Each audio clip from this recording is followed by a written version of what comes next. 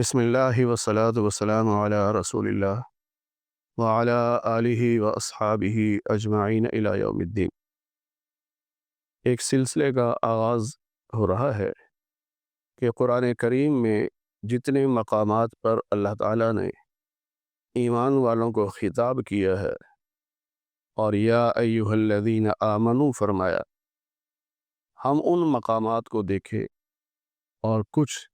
تفصیل کے ساتھ سمجھیں کہ ان میں اللہ نے کیا حکم دیا۔ تو اس سلسلے کی آج پہلی نشست سورہ بقرہ کی آیت نمبر 104، جس میں اللہ تعالیٰ نے ارشاد فرمایا، یا ایھا الذین آمنوا لا تقولوا راعنا وقولوا انظرنا واسمعوا۔ اس آیت میں اللہ تعالیٰ یہ حکم دے رہے ہیں کہ ایمان والو، لفظ راعنا نہ بولنا،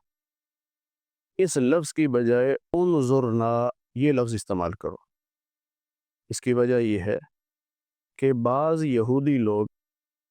وہ نبی پاک صلی اللہ علیہ وسلم کی مجلس میں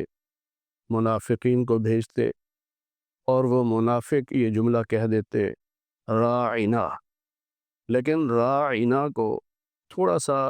لہجہ بدل کر، سٹائل بدل کر کہتے راعینا، یعنی عین کے بعد یا آ جاتی راعینا، لیکن وضاحت یعنی واضح طور پہ نہیں کہتے تھے۔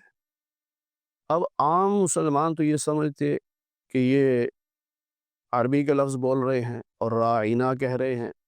لیکن چونکہ اس لفظ کا مطلب غلط نکلتا تھا، ان کی زبان میں، عبرانی زبان میں ایک مطلب اس کا نکلتا ہے راعینا کہ بے وقوف انسان، اور ایک مطلب اس کا اگر عربی میں بھی لیں اور وہ جو سٹائل بدلتے تھے تو راعینا یعنی عین آ گئی تو اس کا معنی یہ ہو جاتا تھا ہمارے چرواہے۔ اب یہ معنی غلط ہوتا تھا۔ اب جب وہ یہ لفظ استعمال کرتے تو صحابہ کرام بھی استعمال کرتے، اس پر پھر وہ خوش ہوتے کہ دیکھو ہم نے مسلمانوں کو کس طرف لگا دیا کہ وہ اپنے نبی کو ہی کبھی چرواہا کہہ رہے ہیں، کبھی بے وقوف کہہ رہے ہیں۔ اللہ معاف فرمائے، کوئی مسلمان ایسا سوچ بھی نہیں سکتا، لیکن ان کی سازش تھی۔ اس لیے اللہ تعالیٰ نے پھر یہ حکم دیا،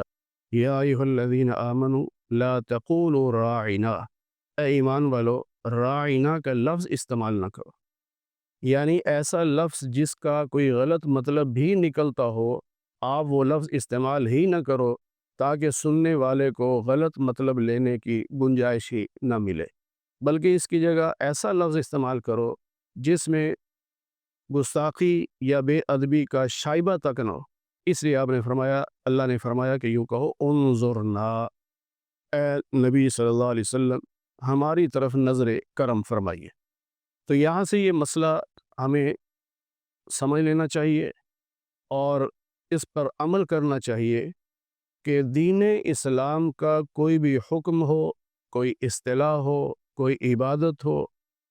اس پر کوئی ایسا لفظ استعمال ہوتا ہو جس لفظ کا کوئی غلط مطلب بھی نکل سکتا ہو یا اسلام کی یا دین کی توہین ہوتی ہو، تو ایسے لفظ کو استعمال کرنے سے پرہیز کرنا چاہیے۔ اللہ عمل کی توفیق نصیب فرمائے۔